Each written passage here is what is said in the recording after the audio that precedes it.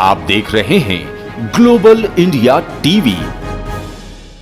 जबलपुर में विश्व पर्यावरण दिवस के अवसर पर केंद्रीय खाद्य प्रसंस्करण उद्योग मंत्री प्रहलाद पटेल ने वृक्षारोपण किया। रामचंद्र मिशन आश्रम में केंद्रीय मंत्री द्वारा वृक्षारोपण कार्यक्रम आम और नीम के पौधे लगाए गए।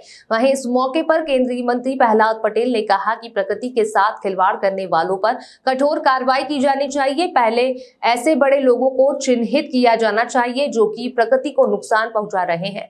उन पर कार्रवाई होने से दूसरे लोगों पर असर पड़ेगा और वह प्रकृति को नुकसान नहीं करेंगे। वहीं वातावरण को नुकसान पहुंचाने वालों पर कठोर कार्रवाई की जाना चाहिए जिससे कि वातावरण संरक्षित हो सके। वहीं पौधारोपण कार्यक्रम में हार्टफुलनेस संस्था वैश्विक मार्गदर्शक डॉक्टर कमलेश पटेल दाजी प्रमुख रूप से मौजूद रहे। वहीं राज्य शासन द्वारा राज्य अतिथि का दर्जा प्राप्त डॉक्टर कमलेश पटेल नर्मदा को लेकर बड़ा बयान दिया गया।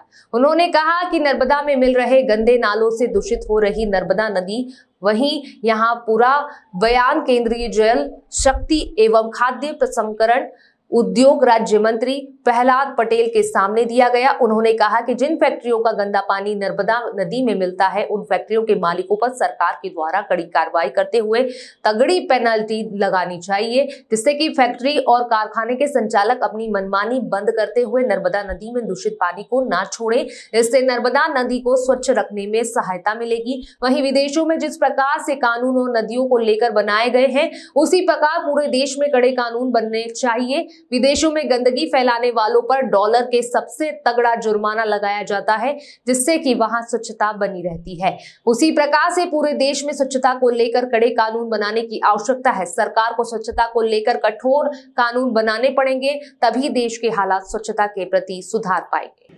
मेरा सौभाग्य है, मेरे पूर्वजों का, मेरे गुरुदेव की कृपा थी कि आज विश्व पर्यावरण के दिवस के दिन मैं श्री रामचंद्र मिशन में हूँ और पूज्य दादी के सानिध्य और सत्संग में हूँ। मैं उनकी बात से 100% सिर्फ सहमत नहीं हूँ शब्दों में, आचरण से मैं मानता हूँ कि सकारात्मक सोच वाला व्यक्ति ही प्रकृति के साथ समरस होगा। मेरे आराध्य परम पूज्य श्री औसी जी बोलते थे, प्रवृत्ति के साथ जियोगे तो कष्ट खुद को भी होगा और लोगों को भी कष्ट पहुँचाओगे। प्रकृति के साथ जियोगे तो खुद भी आनंद में रहोगे और प्रकृति तुम पर कृपा करेगी। तो जब तक व्यक्ति का आचरण ना हो, ये ऐसा मार्ग है, ऐसा पथ है जिस पर लोग सकारात्मक ऊर्जा के लिए यहाँ पर आते हैं। जब हम अच्छा सोचेंगे तो अच्छा ही करेंगे, तो फिर गलतियों के लिए भी कोई न्याय की परिभाषा तय करेंगे, जैसा पूज्य दादी ने कहा। और मैं तो मानता हूँ और मैं इस मामले में करता भी हूँ। कितना ही बड़ा ताकतवर व्यक्ति हो, अगर वो ऐसे अपराध कर रहा है जो समाज जीवन को नष्ट करने वाला है, उसके खिलाफ पहले बड़ी कार्रवाई होनी चाहिए।